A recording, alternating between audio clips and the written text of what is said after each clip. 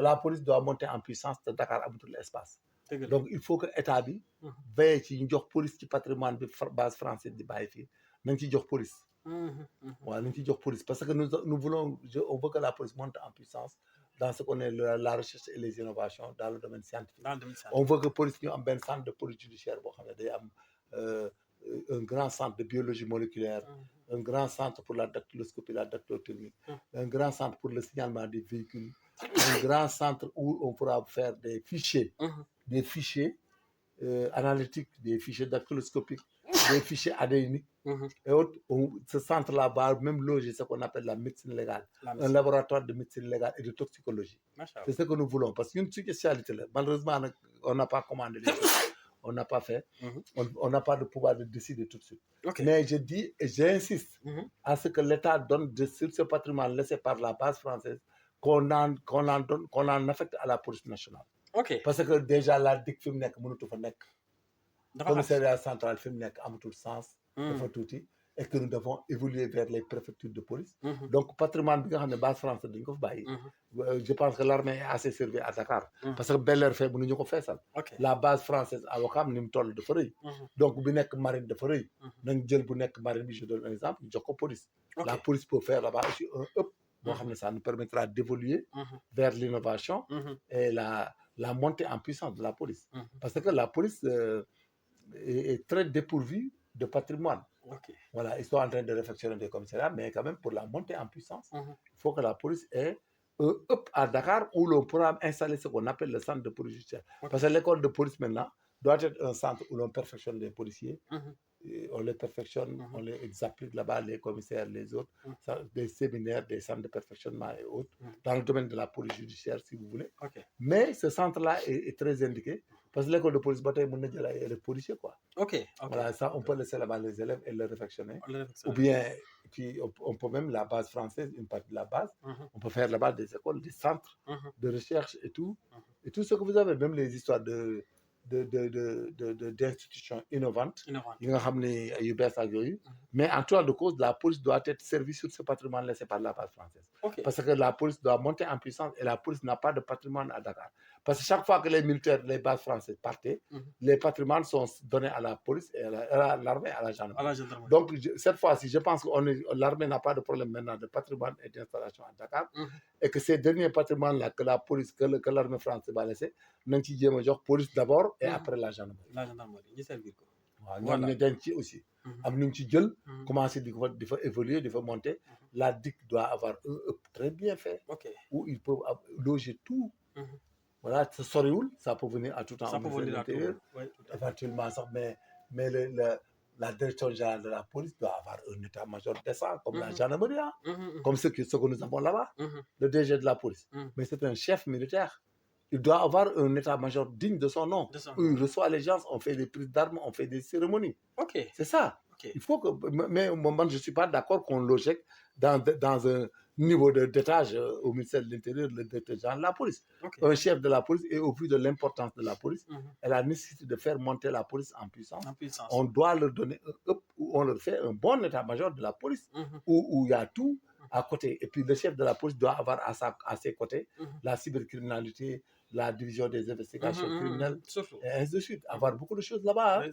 Voilà, et surtout avoir un centre de police judiciaire où l'on fait la police scientifique, la dactyloscopie, la toxicologie, la médecine légale, un fichier adénique. C'est ça, les ADN, la carte d'identité. Non, si, non, presque, on était formé, c'est des commandants de la section de recherche, donc c'était normal. On a fait les modules en France, on les maîtrise trop bien. Mais la police doit aller vers ça. Il faut un laboratoire de police qui fait la médecine légale. Voilà, qui fait les autopsies, médecins légistes, avec des médecins légistes. Donc, police déni d'autopsie? Non, des officiers des médecins, commissaires, médecins, des anatomistes, médecins très forts en anatomie et autres, on les amène à la police. Anatomie, moi, les parties du corps, connaître la composition, les anomalies, les affections, les déformations, et tout ça, après des toxicologues. Nous devons aller vite vers ça. Parce que aussi, Sénégal, nous avons fait bon développement viol, il n'y a pas d'arrêt. Il faut connaître. Et puis même, il y a la délinquance sexuelle, il doit avoir un fichier adénique. Voilà. Bon, La dactyloscopie, Sénégal, la police doit avoir un terminal sur l'état civil. Ok. Des gens surtout et renseigner des fichiers. Même le cas judiciaire, là, terminal, ça va donner police. Dañuy viser rek jox la. La police dit que intact. Les fiches de condamnation, ñu xam ko. La police doit aller en puissance. En puissance. On a une police linéaire. Ñuy reyante ñoom di enquêter di dem di ñëw jàmbaar lañ. Mais c'est pas vrai. Da nga leen di defal dara aussi. Mu dañ leen di jox ay defal leen ay état-major tabax dara. Que l'État investisse sur la police d'abord, ñu segmenter ko, structurer ko. Et puis on leur donne la marine là. Les gens dégagent, on leur donne tout ça. En tout cas, xarañ nañ de. waaw jàmbaar lañ dañoo ñafe rek. Mais ñoo ko defal seen bopp. Mais les États n'ont pas formé la police. Ce sont les policiers qui se forment et qui aillent apprendre. Et nous avons une ressource humaine, des ressources humaines très qualifiées là-bas. On doit les former davantage. La gendarmerie même s'en occupe et fait ça. Elle a eu l'avantage quand Moussa Fall était là et Jean-Baptiste. Même depuis on était parti dans la modernisation. Ok. Longtemps. Okay. Mais nous, tu as vu ce qu'on a fait à la Caserne Samedi Diallo. Nous avons beaucoup de services qu'on a fait là. Maintenant, la direction générale la police doit avoir un état-major digne de son nom. Voilà. Avec des esplanades, avec tout ce qu'il faut. Okay. Et on fait des académies et des centres de renforcement de capacité.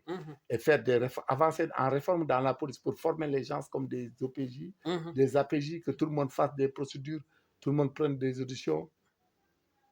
Et puis qu'on ait des démembrements dans la police. Un escadron moto très ferré qui est carré là, un escadron moto à côté. Okay. Et puis la police même doit avoir des Zodiac. Des Zodiac, moi? Des Zodiac. Moi, qui maritime. Ah, ok. Parce que la police peut être abonnée à poursuivre un drogue dealer en mer en cas de besoin. Ils doivent avoir la possibilité. Sinon, on met là-bas des Zodiac. Même ce up là, de la marine là. Nous avons une brigade de l'environnement qui est isolée là-bas à côté. On doit céder une partie. Moi, je plaide à ce qu'on voie là-bas, là où les marins là vont quitter, les marins français là. La marine française là, ici là, la partie qui restante.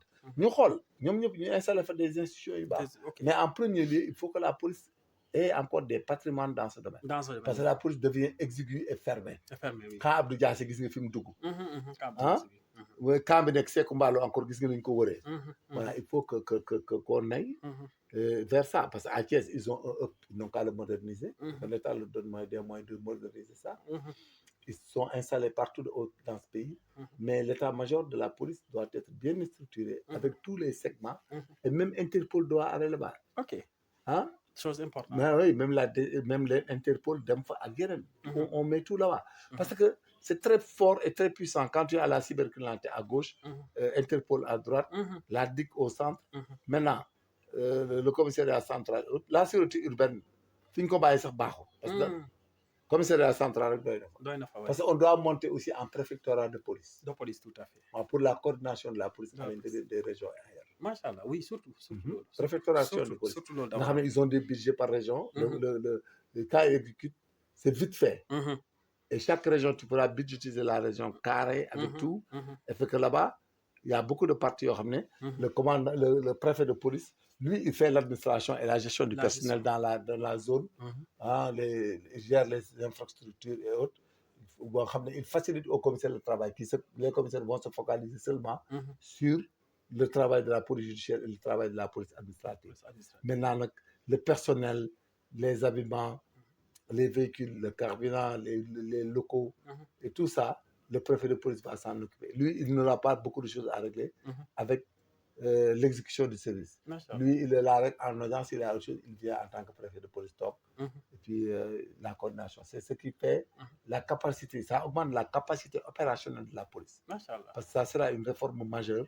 Mais il faut des locaux à la police à Dakar, donc la zone maritime là, on n'a qu'à l'affecter à la police. Dans ces patrimoines laissés par les Français là, nous demandons à l'État d'en affecter à la police. Machallah.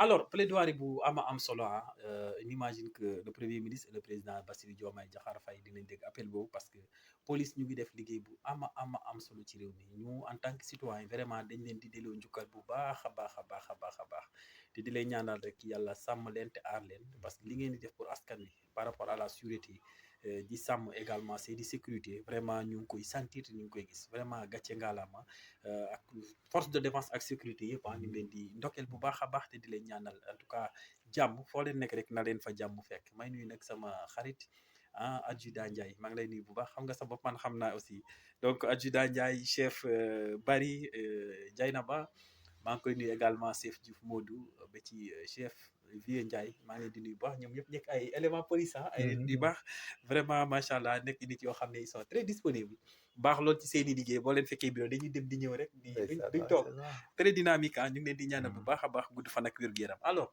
ñu jeexal rek ci dernier point bi ñu gis ne Paul avocat Farba Ngom kenn ku ci bokk muy maître Zale dafa génni di inquiéter sur la situation de santé de Farba Ngom alors bu situation bu continuer quid de la situation est-ce que dañ ko mën a juger étant mu situation sanitaire am être discutable est-ce que mën nañ ko atte ci situation boobu wala dañuy xaar ba carrément muy wér pour ñu mën ko ñu doog ko mën a atte. Ça m'aurait inquiété que ça crée des problèmes parce que nous avons un pavillon spécial et qu'en cas de besoin, on t'amène à principal et puis ils te mettent dans une chambre et puis ils te gardent. Oui, tout à fait. Donc ça m'étonne que ça pose des problèmes de procédure. Non, je pense pas. Okay. Parce que sauf que s'il est alité, s'il a des problèmes d'AVC, il ne peut plus parler. S'il a autre problème, donc là-bas, il se pourrait que moi, on ait un problème. Mais quant à une affection, à une gastro, des affections, c'est légal, il y a un problème. Parce que nous avons un pavillon spécial. Nous avons un pavillon spécial où il pourra être gardé et puis entendu. Maintenant, l'administration pénitentiaire a un médecin. Ok. Lui, il va aller faire le bulletin de santé de Farba. Il va faire le bilan, il va faire les radios, les scanners, tout ce qu'il faut, les analyses et autres. Il va faire un bulletin de santé et il va lui délivrer un certificat médical. Ok. Dans lequel il dira que l'état de santé de Farba Ngom ne lui empêche pas de rester en milieu carcéral.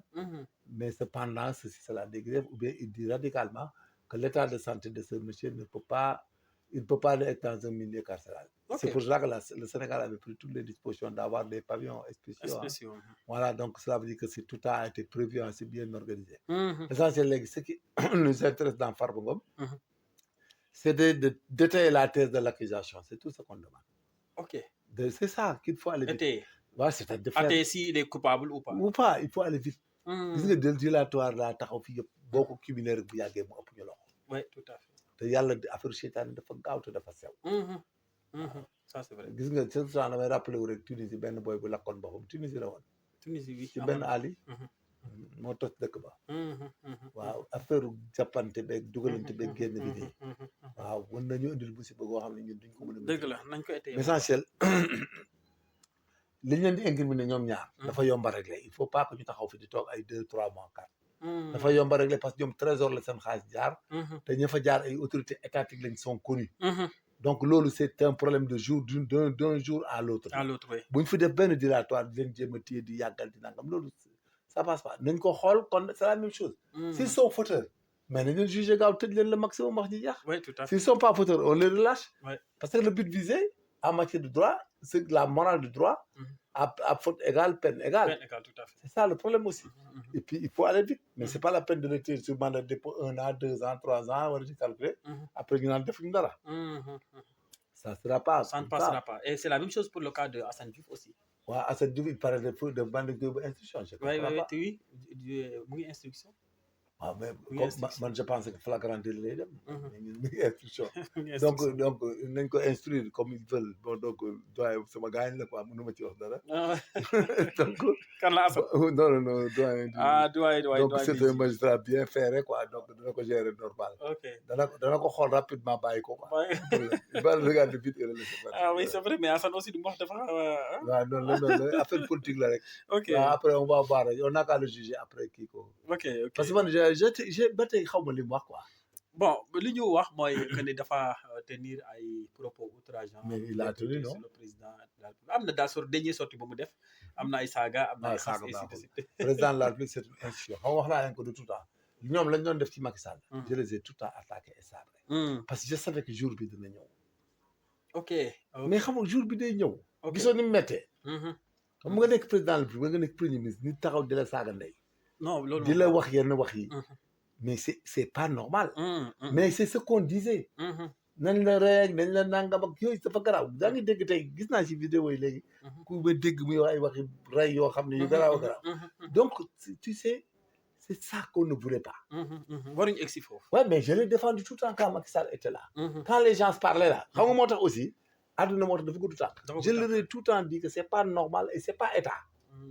et voilà aujourd'hui yaa ngi jàpp gars yi saaga di jàpp ñuy xas président ak xas premier ministre parce que état du fonctionner noonu mënoon fal nit autorité légitime ba pare fu toll yaayam nga di ko daggal lu bon papaam lu bon yaay mbokkam yi lu bon mais di wax lu bon bu yàggee état boobu dootul crédible voilà c'est ça notre institution yi moom vraiment waaye jàpp ay officiers supérieurs généraux di baadoolo bu gën a bon day taxaw wax lu ko neex magistrat wax ko général mais c'est du n'importe quoi en fait de quoi léegi ce genre là sax buy dem ci camp bi mais buy garde wu sax soldat yu ndaw yi dañ koy xool naan kii la waaj doon saaga wallaay dëgg la mais c'est pas bon de ça c'est manque de délicatesse et c'est de l'outrage parce que outrage mooy définition bi parce que c'est toute parole qui est de nature à porter atteinte à la dignité de l'individu à sa délicatesse tout à son comportement à tout ça affaiblit da ngay dem jël baayam sax loo ci xam ñëw di ko wax ci télé yi dëgg la ah wallaay te fekk xamoo ko dara oui yow wax ju bon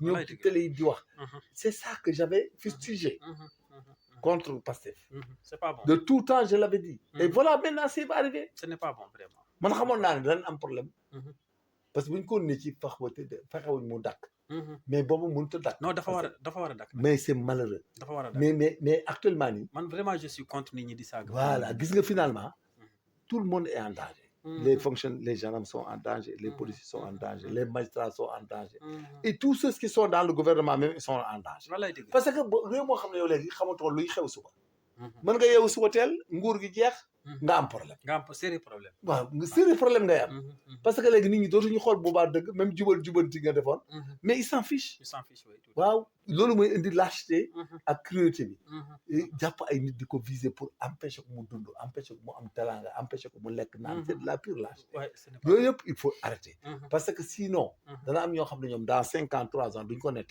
walay dëgg la waaw te Sénégal gi sax ku muus ba gis li muy fonctionner bilaay da nga jël sa matukaay boo muusee dëgg gis nañu ni ñuy changer ak temps de changement bi ni mu gaawee wallaay dëgg la ni mu gaawee mais booy nit war nga jël say matukaay war nga def très attention te waajal sa bopp parce que bis bi ñu nangu sa alal di la toroxal